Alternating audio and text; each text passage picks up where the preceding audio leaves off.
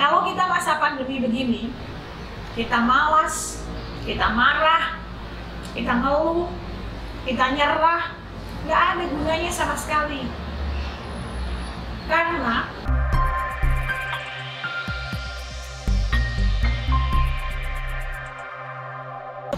halo semuanya, aduh lama banget ya saya nggak share konten YouTube.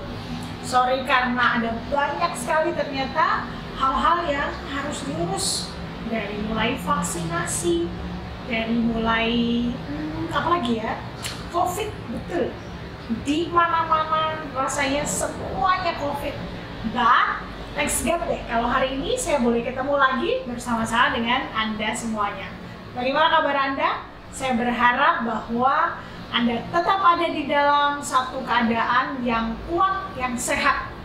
Kalaupun ada di antara Anda yang sedang bergumul dan saat ini mungkin sedang diisolasi, tetap semangat, tetap percaya bahwa perjuangan Anda ada bersama-sama dengan Tuhan. Saya berharap Anda juga cepat sembuh dan cepat beraktivitas kembali.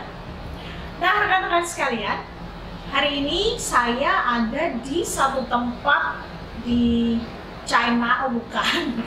Emang ini keren banget gitu ya tempatnya, dan mejanya juga wow, pokoknya keren lah. Terus hari ini saya ada di warung bakso jendela. Kalau Anda nyampe ke sini, ke tempat ini tuh, di depan itu banyak sekali jendela-jendela. Itulah kenapa disebut warung bakso jendela. Tentu saja namanya warung bakso jendela, di sini ada bakso, betul. Tapi ternyata di warung bakso jendela ini nggak cuma bakso, ada banyak sekali menu. Dan hari ini saya mau cicipin rawon ala warung bakso jendela. Dan ini yang seger-seger hijau-hijau ini, ada ikannya bagus kayak ini ya. Ini es timun selasi. Nah teman-teman, kita bakalan sharing-sharing hari ini sambil saya menikmati makanan hari ini.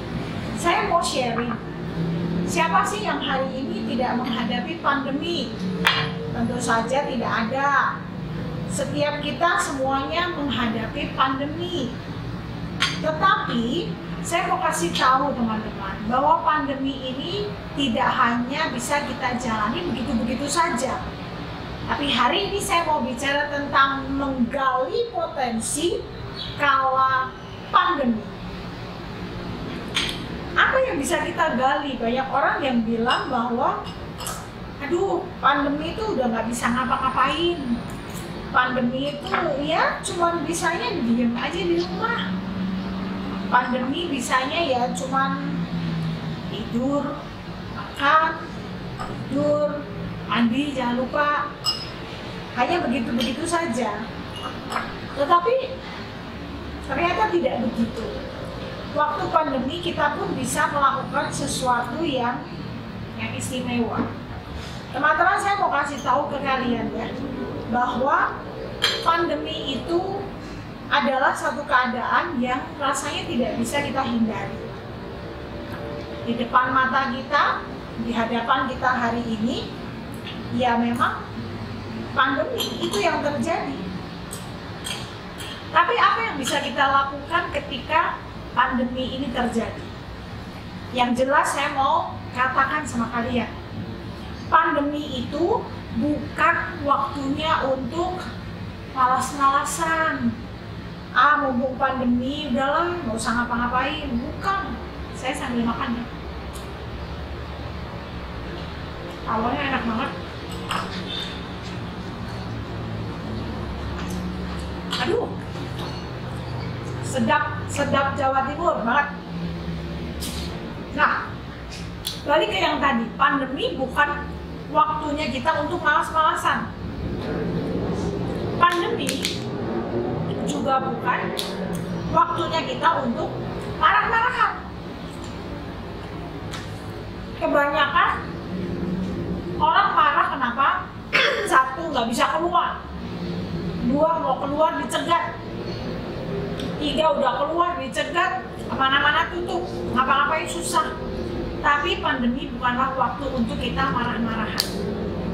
Apalagi kalau kita baca WhatsApp grup, kita baca Instagram, kita lihat berita-berita sana sini. Ada yang bikin hoax lah, ada yang menyebarkan kabar-kabar yang bikin kita kesel banget ya. Apalagi mungkin pandemi itu bikin kita uring-uringan. Entah kita harus tetap bekerja atau entah kita WFH di rumah. Tapi bukan waktunya untuk marah-marahan. Nah, pandemi juga bukan waktunya untuk ngeluh tentang mantan. Maksudnya kadang-kadang pandemi kan terus jadi kontak-kontakan lagi. Pandemi jadi ketemuan sama banyak orang. Itu jelas bukan waktunya pandemi ini ngeluh-ngeluh tentang mantan. Lupa kan? Pandemi juga bukan waktunya kita untuk menyerah. Apalagi kita merasa kalah. No. Jangan sampai. Teman-teman sekalian, kalau kita ingat dulu ya, kalau kita masa pandemi begini, kita malas, kita marah, kita ngeluh, kita nyerah, nggak ada gunanya sama sekali. Karena masa-masa seperti ini itu sebenarnya adalah masa-masa yang luar biasa buat kita. Kenapa? Saya mau cerita. Pandemi seperti ini, banyak pelayanan saya yang ya mau nggak mau berkurang. Biasanya ngocek sana sini, biasanya khotbah sana sini. Sekarang online, semua online, semua dibatasi. Nggak bisa begini, nggak bisa begitu. Dasar saya mungkin ya yang tukang ngoceh. Jadi saya nggak mau berhenti aja. Saya kasih tahu nih satu rahasia. Pandemi ini saya menghasilkan dan berhasil membukukan kisah perubahan hidup saya. Ada bukunya, mana ya tadi ya? Buku saya mau saya pamer nih sama Anda. Jadi ada buku yang saya launching pada saat pandemi. Sebelumnya saya nggak pernah yang namanya membukukan kisah-kisah saya. Ini dia. Teman-teman, 180 Degree ini adalah satu buku yang akhirnya bersama dengan rekan-rekan tim, tuh keren-keren nih. Ini ada warnanya. Itu yang akhirnya tanggal 7 Juli kemarin berhasil untuk di-launching. Isinya adalah tentang perubahan hidup saya.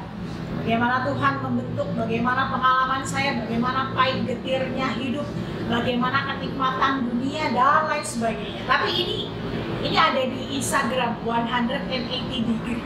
Nanti kalian lihat lah ya, ini Anda bisa lihat sendiri, Anda bisa pesan, Anda bisa beli kalau masih ada ya. Semoga masih ada buat Anda. Tapi yang mau saya soroti adalah ketika pandemi ternyata kita nggak harus menjadi orang yang diam-diam saja, yang nggak ngerjain apa-apa. Jadi pandemi itu kita justru saatnya memikirkan yang biasanya nggak kita kerjakan. Salah satunya ini, saya jadi bisa memikirkan untuk membukukan kisah saya. Biasanya saya tidak pernah membukukan. Saya nggak kepikir malah. Dan ini ternyata pandemi membawa saya memikirkan apa yang tidak biasa saya kerjakan. Dan pandemi ini juga ternyata saya bisa mengerjakan apa yang selama ini belum pernah saya kerjakan. Ini hasilnya saya dan buku ini. Jadi pandemi ternyata kita tidak harus diam-diam saja, tapi itu waktu yang luar biasa yang Tuhan berikan buat kita. Ternyata sesuatu yang tadinya tidak terpikirkan, itu bisa kita pikirkan. Sesuatu yang belum pernah kita kerjakan, itu bisa kita kerjakan di kala pandemi ini. Dan juga pandemi ini adalah kita bisa mengerjakan sebenarnya banyak hal yang kalau kita sibuk, kita tidak punya waktu lagi untuk mengerjakan. karena itu teman-teman,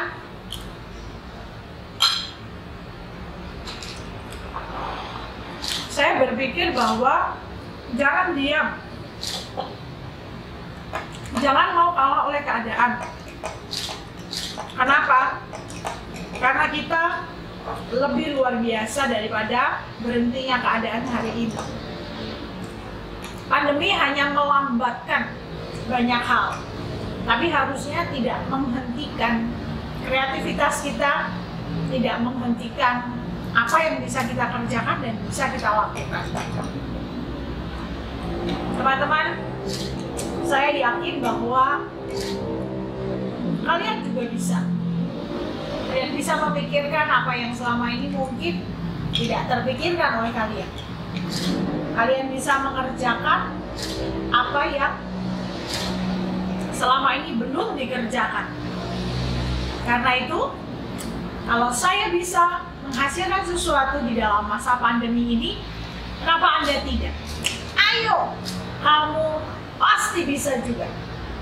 Nggak harus buku, saya aja yang launching buku. Tapi bagaimana dengan kalian? Cari kebahagiaan apa yang Tuhan berikan sebenarnya di masa pandemi ini yang bisa Anda lakukan. Salam sejahtera dan mari tetap berkarya. Tuhan Yesus memberkati kita semuanya.